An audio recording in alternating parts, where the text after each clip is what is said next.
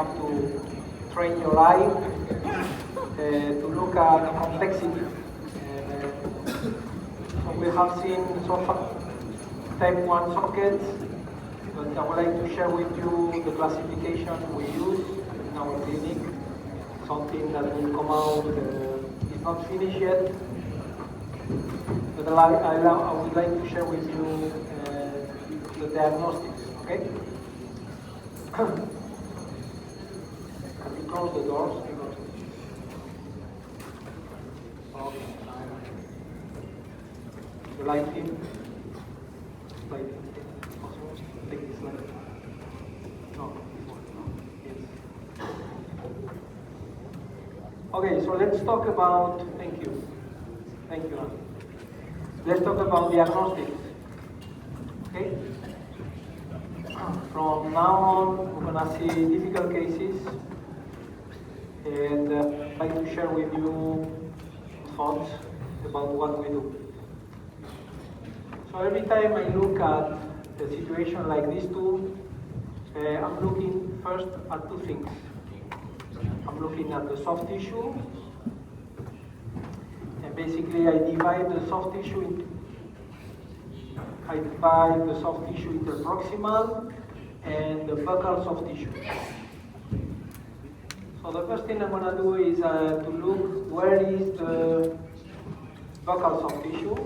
As you can see here, there is a recession, it is almost level. And then I look at the interproximal soft tissue. The more the soft tissue is in there, and it's leveled, and we have papillas, it's an easy case. The more I have lost the papilla, it's a problem. Okay? So there are many things to take into consideration when we talk about diagnostics. This is only from the frontal point of view. Both of the cases are coming to have an implant done on the central incisor. But there are many other things that I take into consideration. The lip line, how much the patient shows, the type of tissue, type of bone, the orientation of the tooth, the thin biotype, thick biotype, if the tooth have crowns or not, if they are natural teeth. So there are many things that take into consideration before I decide what to do. But every time I have lost the interproximal bone on the tooth that I need to extract, and I have lost the bone next to the tooth, usually I don't place an implant. Why? Because it's difficult. I will never get the papillas. So what do I do in these cases? When I have lost the papilla next to the tooth that I'm going to extract. Why is that? It's because this papilla will never support the bone. Okay? The bone on the adjacent tooth is the one that is going to support the papilla. As soon as I extract the tooth, I will lose the bone, but if the bone has been lost on the adjacent teeth, it's a problem. I will never place an implant in here. Why? Because it's difficult to come back with the papilla. So the classification is wide, and this wide I will go buccal, interproximal. Buccal, it can be ideal, it can be bone recession, you have a nice soft tissue scallop, but with lost bone. Here the distance, the maximum is 5 millimeters. If I go beyond that, I reconstruct the bone. I will show you some cases. And we have cases where we have beautiful soft tissue, but no buccal bone.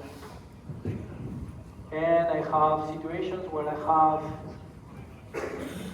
lost, I have a buccal soft tissue recession with the bone recession, and I have buccal bone gone and with a recession. So I have a bigger problem here because I have to reconstruct the bone, and I have to reconstruct the soft tissue height.